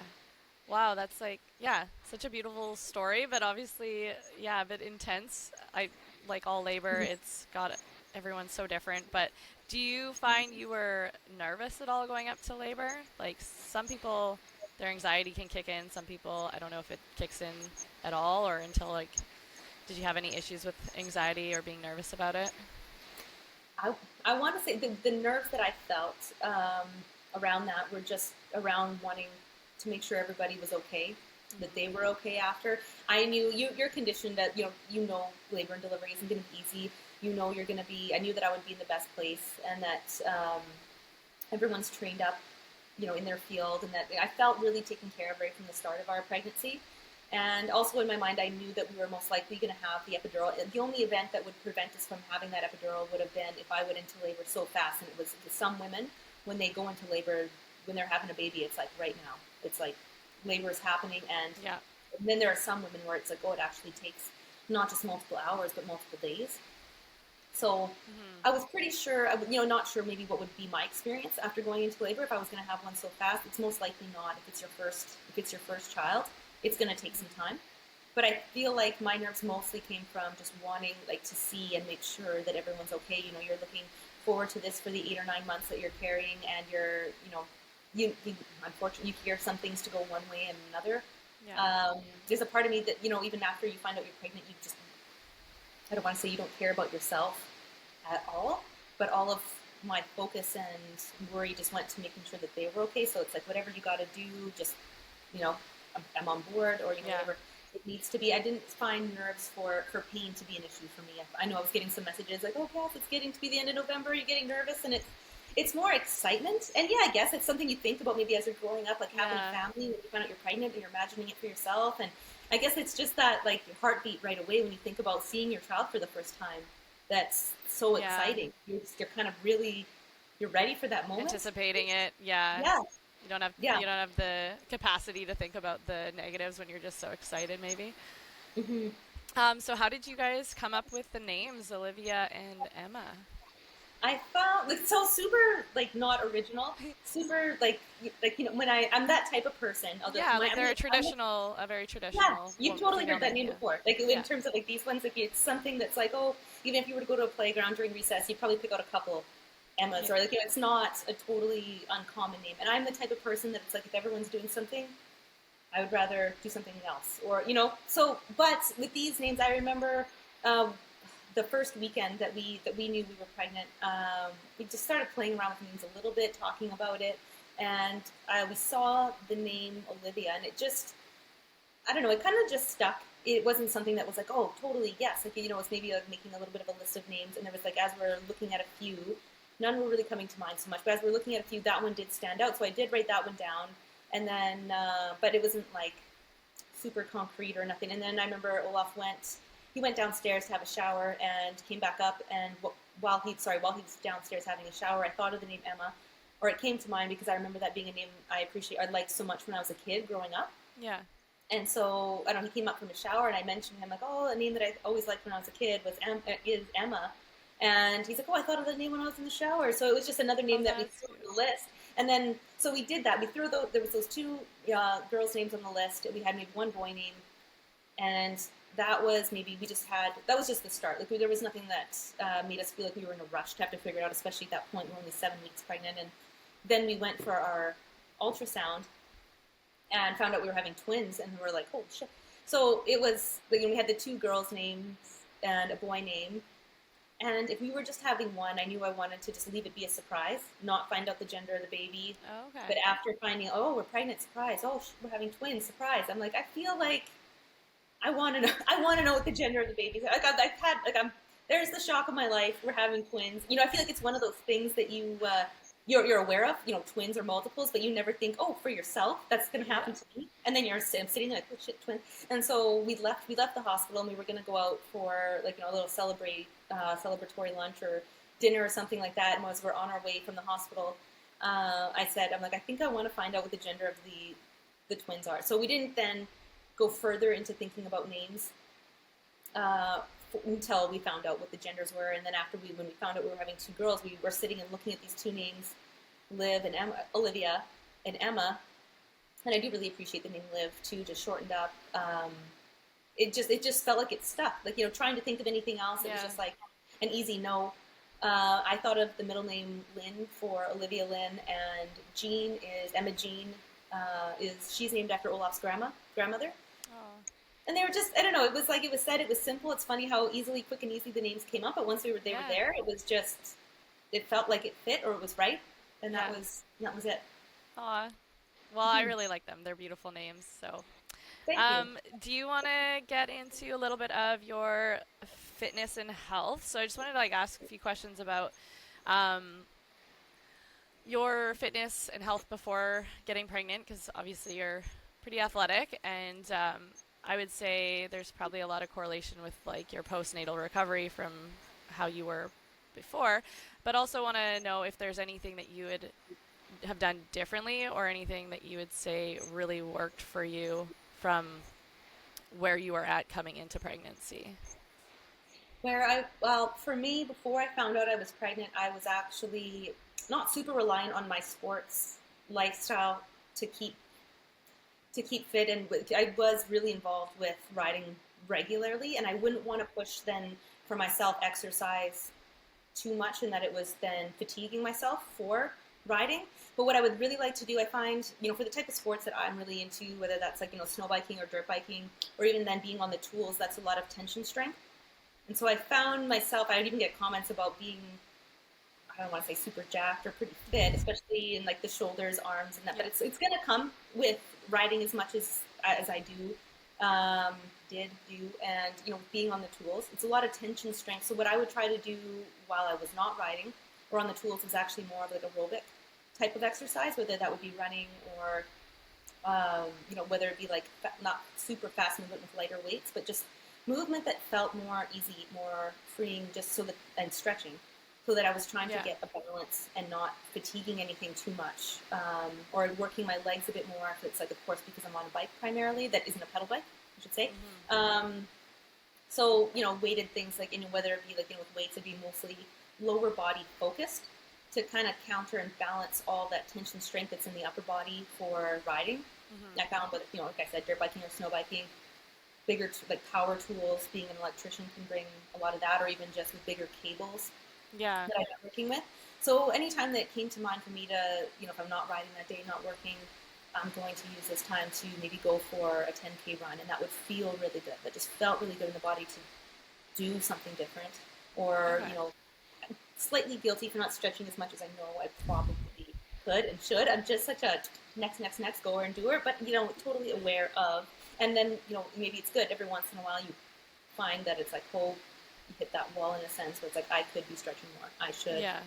But we'll all always have something maybe. But how often were you riding the snow bike when you're in a season? How many times a week are you out riding? I would say every weekend. Yeah. Absolutely every weekend, both days, Saturday, Sunday. And I would say I'd probably move myself to working, or let's say on the tool, working part-time, and it would really vary if it's wow, we're hitting a lot of nice weather, bluebird days, a lot of friends are coming into town, it'd probably be 2 to 3 times during the week. Okay. If it was, let's say, oh, it's pretty quiet, oh, it hasn't snowed a whole bunch, this is what's going on with work, I can really focus my time on that more so, and just blast in some more work days. I would say if it was maybe quieter in terms of the season wasn't producing as much snow at the time, 1 to 2 days during the week, absolutely that weekend. So before, or as much as 3 to 4 days during the week and the weekend. So almost a lot of the week, or most of the week, half the week or so. So the winter seasons, I would say January, February, half of March would be a lot of it would be riding. Yeah. And you're able to kind of balance that with your work, where you're kind of working more during the summer months and 100%. able to take a little more time off during the winter. Absolutely. Yeah. That's nice. So, as far as going during your pregnancy, how much did your fitness routine change? I mean, obviously the snow biking, but like, at what point did you stop feeling like you could be as active, or like, did you have a moment? I mean, the snow biking's not happening during the summer, but even dirt biking or anything else, was there a moment where you're like, I have to give up on Hmm. those sports and focus on other things? I found it. Well, we found out that we were pregnant right near the end of snow bike season. So for me at that time, there'll always be a bit of a not like a lull or anything like that. I do appreciate spring riding. I'll go, but once I get to the point of like let's say April or May, I'm happy to just get back onto the tools, give riding a little bit of a break. That's kind of my season, especially after going quite hard to maybe also be promoting for snow check season through the month of March. Once April hits, and especially with it being this last season that I just had, snow check for Yeti Snowmax, the filming for that movie. Once I got to April, and even if I wasn't pregnant at that time, I would have been happy to just give the riding a break. So the riding then I was happy to give that a break. And not long after finding out I was pregnant, I went straight into having that 5 weeks of morning sickness. So for me, it's almost like I don't. It wasn't a thought to be like, oh, I need exercise. Like I know there was a few times I did push myself to get out of the house and go for a walk. But if you can think of maybe the most intense hangover that you had, where you're like, I think I'm going to throw up, it was 5 weeks of that. So it wasn't like, oh, I need to. Like, I wasn't thinking so much about my exercise as much as it just was like, oh, Cass, just go check the mail. Go check the Yeah. mail. Take the scenic route. Park your truck over here, and just it was really just that. It felt like a pretty intense 5 week hangover for myself. And then coming as I could feel that start to lighten up, I was wanting to get back to work because I'd actually would have been short hours for maternity leave as well as like just to get out and to keep busy. I can't even if it was just exercise then to keep me busy that maybe wouldn't be enough. And also all of a sudden we're pregnant and we're having two babies. It's like, oh yeah, I can maybe get back to work as much as I can to try to prepare for that too, in a bit of a sense. But for me, I found I experienced a certain level of fatigue when you're pregnant. Your body is preparing itself for growing a baby, especially in the first few months. You have this level of fatigue that's. I was almost shocked at how much I wanted, not just could sleep, but wanted to sleep. It was, Yeah. Was after was that waking up. sorry, was that discouraging by any means? Like feeling like when you're going from being such an active person to all these changes happening, did you feel discouraged at all, or um, like fearful that you wouldn't get that energy back? I felt as though a lot of what I was reading, even in those first few days, was explaining it all. Like a lot of what I was feeling to be what I had read to expect or to feel. And even just in the first few days after finding out I was pregnant and having that pregnancy confirmation and saying that, oh, I'm actually starting to feel quite sick, and them explain, and especially after finding out I'm pregnant with twins. It's actually a hormone called progesterone that makes you really sick or can make you sick if you. Most women experience morning sickness in the first trimester. That's your body producing a lot of that hormone to prepare your body to then grow a baby in the second and third trimester. And with that just comes that crazy change, a certain an extreme level of fatigue. Your body is Mm-hmm. doing so much, and for me, with experiencing that and knowing that there was a lot that we had to prepare for, my focus was on getting ourselves ready to have this family, and it was really all I could to just get out for a few of those walks and be present with that and do Yeah. that and hope. Because you hear some women say like, "Oh, it gets better once you get to the 11th or 12th week." I swear, just hang in there, and so it's like, oh, okay. And so you're hoping that like, yes, I'm going to come out of this, and it is going to get better. And you're like, for me, I'm just really where I'm at is, I where I have focused my energy. Thinking too far ahead for me just felt like it was just I felt so unsure. Like this was something that had come Yeah. up that I wasn't planning and preparing for. And what I was experiencing really just in that moment was really where my focus was. And so what actually helped for me, the month of May here in Revelstoke was actually really, really rainy. There was the first week where I was really sick. The first week of May was actually really nice, and I could hear people outside loading up their dirt bikes and getting ready to go dirt bike camping. And I'm like, do I have to hear this right now? Just because it is like, like I do experience cabin fever in a bit of a Yeah. sense, and you could tell me I have ADD without me. Like I'm aware. Like I feel like I am that type. I like to be busy, and that sort of thing. But then after that, I feel like the early summer, late spring was quite rainy in Revelstoke, and that something about that helps you to just relax and feel less guilty about having a down day. But it was like for the rest of May, it was pretty rainy, pretty chill, and I'm like, oh, okay, we're gonna get through this. It's gonna be fine. And by mid-June, I was back to work, and I actually felt really good.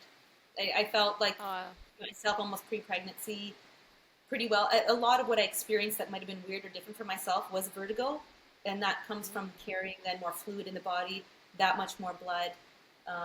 And I found myself, of course, just easily distracted. I'd go for my day of work, and with carrying and with two, it just that would be my day. I feel like I was actually on to working on these job sites in Revelstoke that were for these multi-million-dollar homes. So these would be massive job sites with bigger ladders, bigger flights of stairs, drills, and that. I found like work for me then became my workout. But work as a residential electrician is all day on your feet. You're on the go. You're drilling. You're pulling wire. You're moving ladders and material. For me, that was all I could really do in the day. I felt good, and like it felt good to get out of the house in the morning. I was out for the day, but by the time I came around to that end of that 8 hours, that was all that I had that I could give, and I felt good with that. I could tell that my body was tired, and you just once you start to experience that fatigue, I didn't feel a need for wanting to have to continue to push it. I did feel on weekends I would like to try and get out, and it maybe be like a paddleboard thing, something easy. And when it came around to then it being when my morning sickness had finally came up, really, or I came out from that, and I was back to work, and then, the thought of maybe dirt biking would be something that I could maybe do. It for me felt like a bit of an easy no because of that feeling of imbalance. Mm-hmm. And then what you don't want to happen is, of course, crash. And I feel like when I think about crashing, that is when I crash. Yeah. If when I'm just kind of like fearless and in the zone and excited and whatever, that's when I kind of surprise myself at how good maybe how much better I can ride that day. But if I'm feeling like I'm just having a day where I'm feeling off, a bit timid, or like if something's a little bit, the last few rides maybe weren't the best, and then it gets you thinking about crashing, that's when I'll crash. And of course, this is a time when you don't want that to happen for obvious reasons. I just felt it to be an easy no. I don't know if I was pregnant during, let's say, the winter months, snow biking, I feel like I'll just be honest, I feel like I maybe, not to a certain degree, would maybe go out for a few rides, as I do feel more confident. I do find it easy to find less consequence places to ride, where if I was to come off the bike or anything like that, I find my confidence on a snow bike is higher than it is when I'm on a dirt bike. Yeah. And if I was to go to a meadow and get some fresh air and play around and maybe pop off a few fun snow pillows and that sort of thing, that kind of day for me is different from even just the simplest, like even a washout on a dirt bike could be wrong spot, wrong, not worth it in my mind.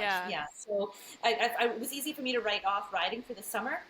Okay. As that was the time I was pregnant. But I think for myself, to put myself in that, through the winter months, I probably would have, been gotten out, month 4, 5, 6 before you get to be, maybe you can't even do up your snowsuit anymore. I probably would have, gone up and just like, hey, whatever, let's ride up to the cabin or to this meadow over here and get some fresh air. That's good for you, I find, in pregnancy. It was good for me.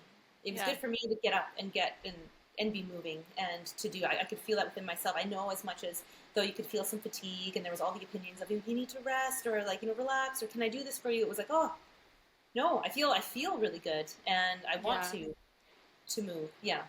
Yeah, I think that's maybe one of the things that I'm more surprised about you is that being the person that you are, you didn't ride during this summer, and so it's like kind of nice to see that even someone like yourself took that time to just listen to your body and what it needed. So are you like right now, so let's say going after you've had the babies and you've been getting back into life a little bit, what has your fitness journey been like and what are your fitness goals going forward? I found myself right away excited to just do what I could do to just get my body sweating again or moving in a way that wasn't too hard on, of course, coming out of that pretty intense labor that had the 3rd degree tearing. that sort of thing. I found it easy to. I have a bit of a gym in my basement. Getting on the treadmill, and previous to getting pregnant and pregnancy, I found running to actually be something I really enjoyed, just for endurance, heart rate up. For me, a runner's high is a real thing. But just getting on the treadmill, putting the incline up, and doing more of a power walk, listening to music that I used to listen to before I was pregnant to kind of get me pumped back up, and keeping that, it made me feel like myself again, because that's who I was before I was pregnant. And this, it brought me back to, if I, once I got moving again and put the weights back in my hands and listened to the music that I listened to before I was pregnant, I'm like, there I am. And you just feel, any sort of lull, or any part of your life that has slowed down because of pregnancy and then looking after newborns, to sort of diminish, and a bit of your spark come back. And it's not like, oh, I'm finding myself again, but it's like, oh, there I am. Like, I found moving again, felt really good. And with each week I physically felt better. The more I moved, the better I knew I felt. And then the better attitude, though, that I also had. Then coming back up and looking after the twins and keeping up with the 3-hour feed cycle and schedule that we're on. Now, with each week, and as I'm feeling better, I'm not running again, as that kind of intense impact, the up and down and continuous movement, can pull in such ways that aren't great for me right now. Though I did go to a physio here. The twins were 6 weeks on Friday, and that's when they recommend that you go and see, go to physio. And I went in and actually got a really, really good review, a 4 out of 5 in terms of strength, with no prelapse. So she's like, I encourage you to go snow biking so that we can have a chat and see how things go and how things feel. She's like, you're kind of like a freak. I wouldn't have even guessed that you were carrying twins 6 weeks ago.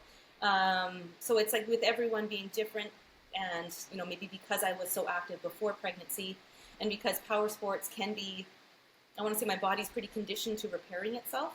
I've had a few crashes in my day. I've pushed myself pretty hard, riding just really big days where you're pushing your body, or you do have the odd crash. That's my body, I found, is no stranger to having to recover itself. So I found that experience in my past maybe has helped me for this recovery that I'm going through right now. And that chat and conversation that I had with physio, and her saying, like, this is where we're at and how things are looking. Yeah, there's going to maybe be opinion from one person to the next, whether you could be or should be riding. And it's no, like, gold medal or trophy if you're already riding, or you have been riding, or you're already riding after having a baby, or it's so frowned upon if it's something that you feel like you need to just bring, to bring yourself back and feel mentally better. I found, for me, like I've been saying, things like as simple as the music. If I, even get in my truck and go grab a couple groceries and check the mail, I'll just blast the shit out of the tunes in my truck and just feel, alive again, in the sense that it's like, oh, to go ride, or feel a bit of how I did before I got so far along in pregnancy, where it was like, that was just had to be my main focus, right? Or so much of my world. So now with like preparing to maybe ride within the next couple of weeks, maybe 2 to 3 weeks from now, I'm just slowly adding on load, or keeping up with the day-to-day to feel how my strength is, whether it's maintaining or improving. But then also knowing too, when I go, I'm going to be with people that I love and trust, and it can be as easy as just riding up to the cabin, or feel good, I'm going to go and take off into this zone or this area. And it's really just as you go and move through things, and how you feel. I find, and for me, just trying a few things, whether that's like with the weights, the treadmill, some body weight stuff. And feeling progression, and almost surprising that I'm actually feeling really good, that I don't feel a reason to hold back so much. Other than, of course, like my time with the twins is number one, but for myself and for my recovery, postpartum, mentally and physically, movement has been, I would say, the answer for me. Yeah. No, that's awesome. I think it's kind of like, can be as simple as you want it, or as broad and vigorous as you want. Like, movement is it's just like starting very simple, and I think that's a really good thing to suggest for recovery in anything. So do we want to go into a little bit of mom life and sports balance? I did have one question actually that I should ask, because someone did ask me to ask you this. So it's how many? So this goes back to first of all, I had someone else ask me this a while ago, and it was, "What's up with the banana?" That's you know what? As simple as me being. This is it. It's as simple as this. I was out on a ride. I think it was how many years ago? Maybe 4 or 5 years ago, when I first started enduro riding since moving to BC, and it wasn't like anything for anyone other than myself. You pack snacks when you go for a ride. I packed a banana, and I made a mistake of packing the banana inside of my backpack, and what happens, of course, it exploded inside, and I'm like, oh, and I got this banana inside my pack. I've got it all over my water, camelback, whatever, all over my stuff. And I'm like, I'm peeling this banana apart out of my backpack, and then when I pull it out, I got this banana peel, and I'm making the joke about throwing it on the trail, and someone's slipping on it, and it, whatever, it being like kind of like a Donkey Kong thing, or just making a joke of the fact that, like, kind of poking fun at myself, like, oh shit, I put this banana in my bag, and and then whatever, and then extending the joke to being something that's like, oh, slipping on a banana peel or something like that, because we're slipping. I think it was a wet day too, and like, we were slipping on all these rocks, but now here's this other thing, it's this banana peel, and so it was really something that I wasn't trying to push or to go in, just with goofing around, I guess mostly, and. So then from there, I think the next ride I ended up going out with the same group of friends, and I had stuck it on the exterior of my backpack, like hanging out funny out the side or whatever. And it was just something that everyone continued to laugh about, and I just then thought it to be funny to like be bringing up, so that my friends that I was riding with at the time of when this whole banana peel and it exploding in my backpack could see that it was there, almost like not pointing it out or like mentioning any names, but it's just there, and it just stuck and it stayed, and then it became this joke that was broader than that group of friends that I was with that day that the banana exploded in my backpack, and being kind of silly, whether using it as a gun or sticking it in my helmet, and not really pointing it out so much, but it's there, and it's always there, and it just got to a point where it's like people were bringing me bananas in a parking lot, or here's a banana keychain, or you'd send or I thought of you, and here's a video, and oh, there's a banana, or something like that. So it just happened, in itself. It was like from a simple joke to became like a little became a symbol of who you are. Just goofing around. I guess also it breaks up the seriousness of like not being too serious with anything or all of it. Just trying to always just having fun, I guess, mostly. Yeah, that was cute. And so someone just asked me how many bananas you were eating when you had the twins. I feel like that's a staple thing in this house between you and my boyfriend. It always sort of has been, and that's like when you see the bananas going down, it's like, oh, we must go grocery shopping soon because the banana bundle is getting low. So what else do we need? Because we got to go and get more bananas. It's something I've always liked. I've always eaten quite healthy. It's not the easiest. Like I can say, it's not the easiest thing to pack around, like an apple that lasts so long, and it's so tough. But it's always something that I've had, and absolutely was eating bananas regularly throughout the pregnancy with the twins, pre-pregnancy, throughout the pregnancy, and I'm sure we'll be, some of their first foods. So we'll be seeing more bananas. We'll definitely be seeing more bananas. That's a good tip though, because like I've definitely packed bananas, and now I'm like, okay, maybe that's not the best idea. It's going to explode in my bag. It is a great snack. I love them, and it's all the carbs. And I'm not afraid of carbs or anything like that. Whether it's bananas or having a beer after, or a ride, or whatever it is. Yeah. But it's tough. Yeah. So well, it's a great simple like quick sugar too when you're riding. But maybe we'll put the banana in a bag in the bag. Floating. Yeah. All right, so, so what do you think, let's see, I've got a couple questions here. What time are we at?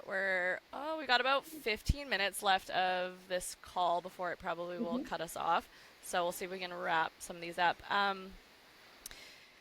So are you, finding, let's see here. I wanted to ask you this one. Has becoming a mom affected like your fearlessness and your attitude towards snowbiking and adrenaline sports? Like, has it put a sort of a like governor on you, or I mean, you haven't actually gone back into it yet, but do you feel like it's changed your fearlessness? I feel like when I think about it, when I think about going out to ride, and let's say not, because I know the first few rides I'm gonna be chill because of my recovery, and that's not gonna last forever. Like that's not my recovery from having the twins isn't going to be the rest of my snow biking, but certainly maybe the first week or two or the first few rides.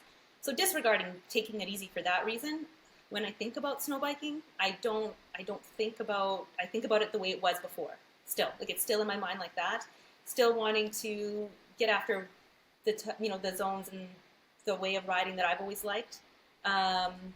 Now, with that being said, previous to this chat and you asking me this, I thought back to a time when I was talking about having kids with my friend Julianne Chapman. We were talking about kids in general, and I think somebody we knew had just had a baby. That's what got us onto that topic. And then she was just relating to it as well and talking about her riding before having her son and what riding is for her after having her son. And what her point was is that she needs to get home at the end of each day.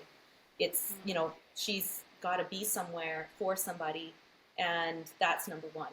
And when I think about that, it's like, that is absolutely the first, like there's so much, that's all the truth. There's so much truth to that. And I can totally, and even then, when someone who hadn't yet had children at the time, was like 100%. Can see that, appreciate that, and everything. And now when I think about riding, I think about it, and it's almost like remembering it as to what it was. And I think for me, getting back into it for this season, it'll be, I feel like it will go that way. Right now, as I prepare for the season already, there are times when I'm putting energy into rewrapping my bike for the season or taking a few calls to get the bike lined up for the new 2025 year. It's nice to maybe break up the day and have some of those little projects, but I do feel some guilt towards taking time for myself. And that kind of surprised me, taking time for myself to look after something or to take care of that isn't a massive priority. It's nice. And my mental health is a priority, and I find things like sports, whether working out or sports, really does help my mental health, and makes me feel good and feel better, and that in turn is good for the twins. But I do feel guilt when I'm taking the time to do something that's other than for them, or like when I'm focusing on snow biking, that's to get ready for the season. I feel like a pull that needs to be back for them, and I do also feel a bit of guilt that's like my time spent. And I understand that and it'll come in time.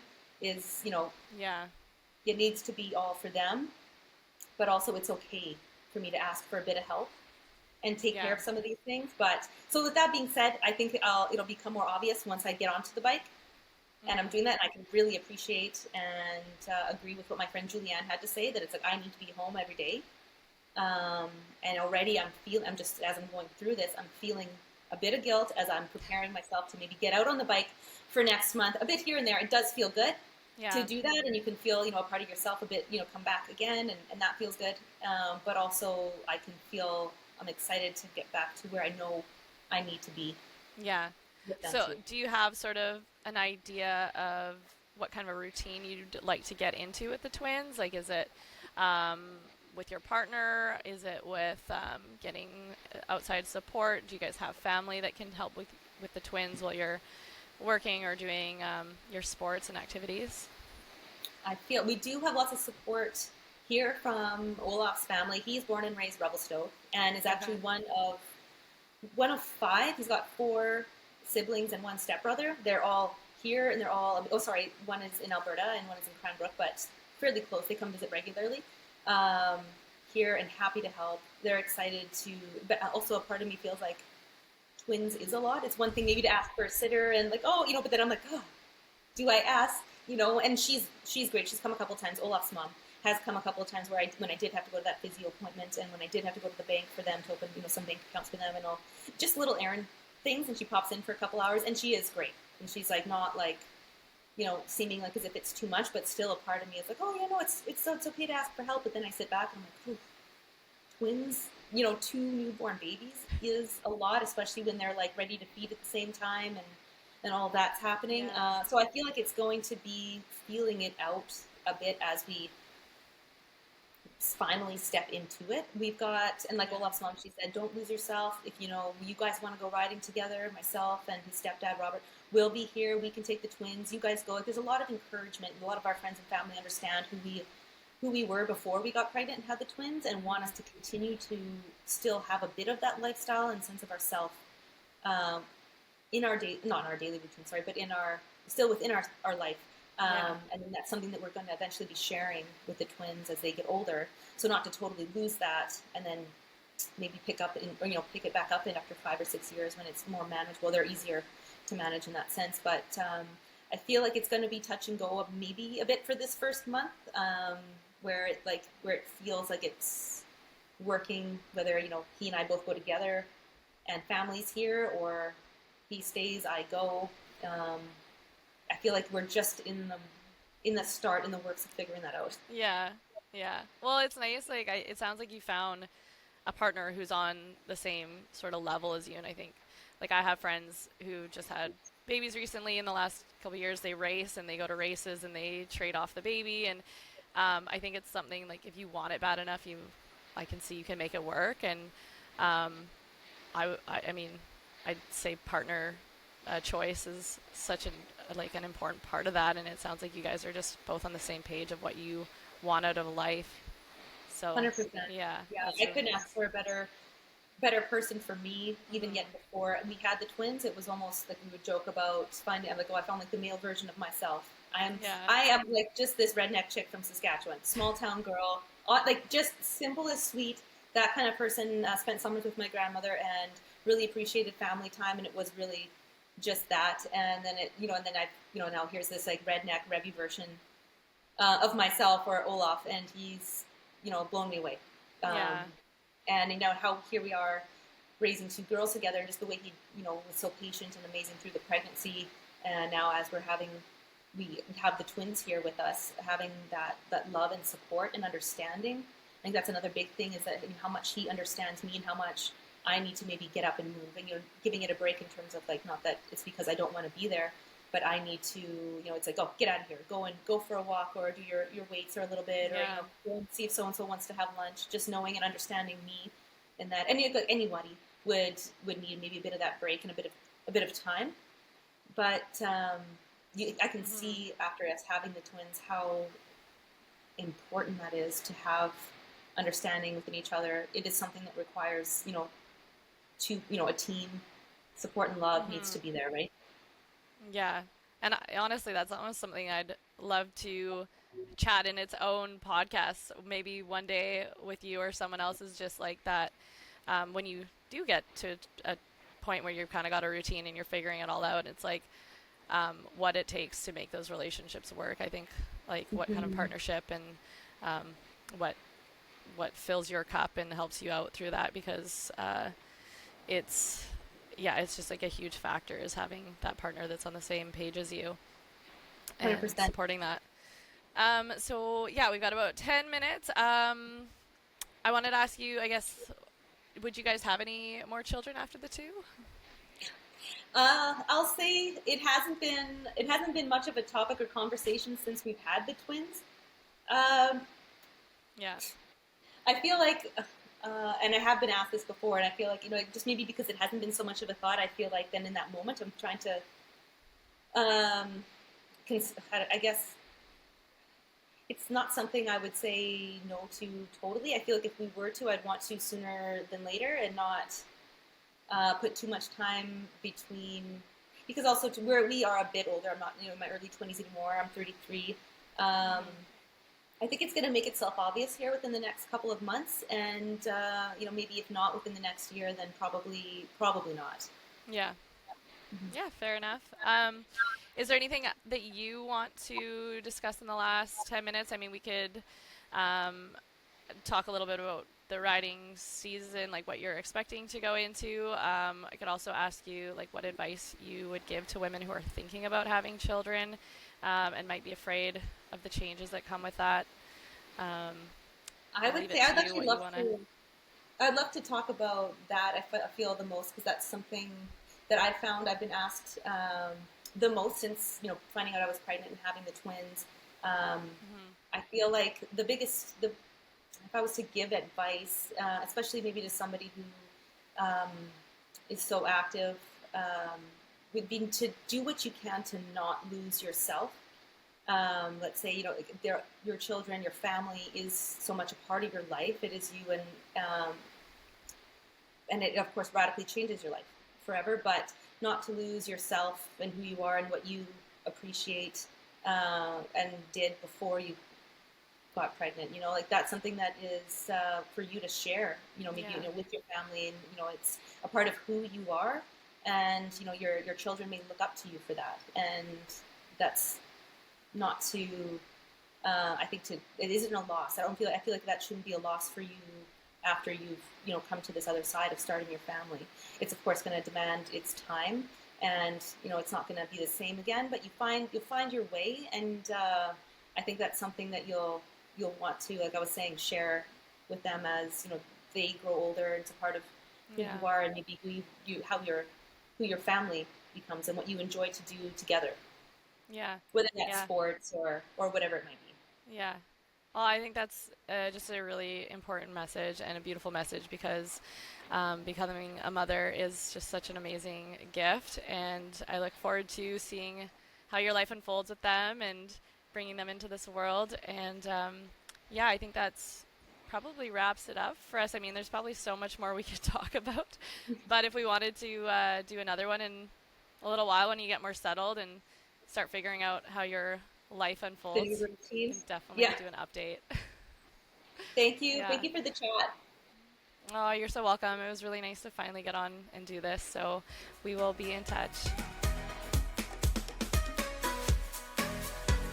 If you enjoyed this episode, make sure to subscribe to the Wide Open Podcast on Spotify and follow at Kayla Louise on Instagram. That's at KELA Louise, and look forward to more episodes.